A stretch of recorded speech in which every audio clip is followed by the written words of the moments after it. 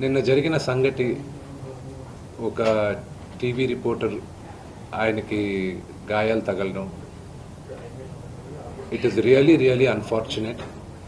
ఉద్దేశపూర్వకంగా ఎవరిని హర్ట్ చేయాలని లేదు. నిన్న మీరు విజువల్స్ చూస్తే, టీవీ విజువల్స్ మీరు కానీ కరెక్ట్గా చూస్తే, గేటు పగలగొట్టుకొని తోసుకొని గేటు ఎరగొట్టి లోపలికి వచ్చేటప్పటికి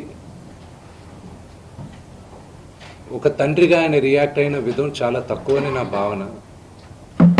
కానీ ఆయన ముందుకొచ్చి, మీరు విజువల్స్ కరెక్ట్గా చూసుకున్నారంటే, ఆయన మీడియా వాళ్ళకి నమస్కరిస్తూ ముందుకొచ్చారు.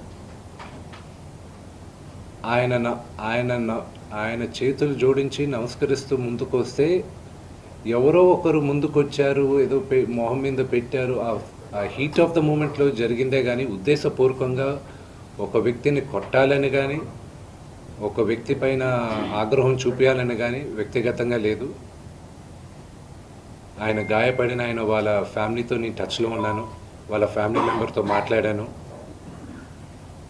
వాళ్ళకి చెప్పాల్సింది మేము చెప్పాం.